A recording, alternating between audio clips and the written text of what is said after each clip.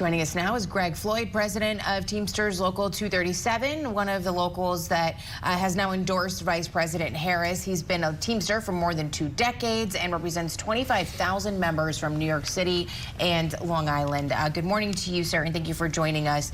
So the International Brotherhood of Teamsters backed President Biden, of course, in the 2020 election, but has declined to endorse VP Harris this time around. From your conversations and what you've been hearing, what drove this departure from the Democratic ticket, because it is a blow to the Democrats? It's unfortunate. You look at the polling from our membership, and it's one of the first times that we did polling. So I think that was the major factor in driving the endorsement from the international. However, the polling in my local showed that my members that I represent wanted me to endorse Kamala Harris, and that's what we did. We believe she's the best person in this race for labor. She's the best person in this race for this country, and we are happy to throw our support behind Kamala Harris. So you were in the room when Harris spoke with Teamsters leaders on Monday. What concerns were raised then, and Yes. how did she respond? I think she responded well. The one commitment she couldn't give is a commitment on a railroad strike. But other than that, she was very good on the issues. You take the issue when we had there's a track record here. Former President Trump was in office, and our then General President Jimmy Hoffa went to him and asked him to help him out with our failing pension funds.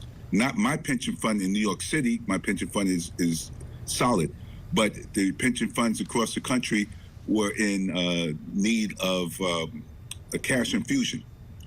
Then President Trump did not help the Teamsters. However, when President Joe Biden came into office, 50 days later, he helped the Teamsters with their pension funds. And further, at the time, Vice President Kamala Harris made the deciding vote in the Senate. She was the 51st vote that gave us that pension infusion. Now, that bill was sponsored and done with zero Republican votes. Given that, so you got to look at that. Yeah. You got to look at that, and you got to give them big kudos. That's a great point right there, because using that note, I'm trying to figure out what has changed, because Vice President Harris shares many of the same policy positions as President Biden. So what do you make of the big switch here? Look, when people are in their homes, and depending on what news source they watch, they tend to forget what's been done for them. And I know the retirees appreciate Joe Biden and Kamala Harris, because it was their pensions that were affected, and they immediately see the results of their pension.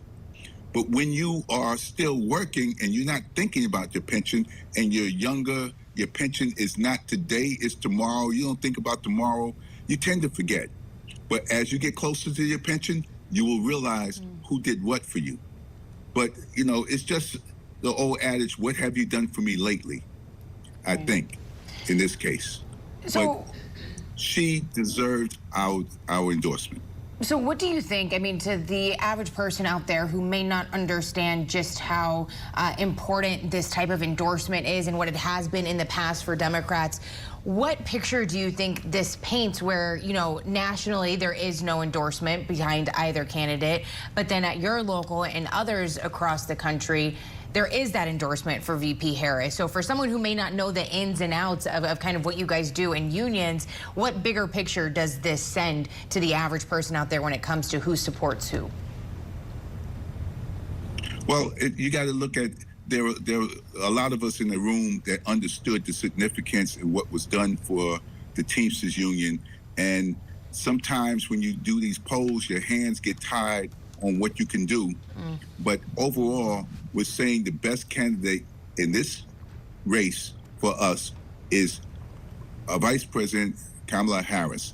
And we would urge people to really consider voting for her We would urge them to vote for her because there are so many issues tied to her, and so many changes. We have judges that could be appointed, and we know what happened to us when the last time when then President Trump appointed judges. We lost the right to have union support because not union support, union membership, because Janice really hurt our union population. President of Teamsters Local 237, Greg Floyd, thank you so much for coming on and sharing your perspective. Thank you. Holly.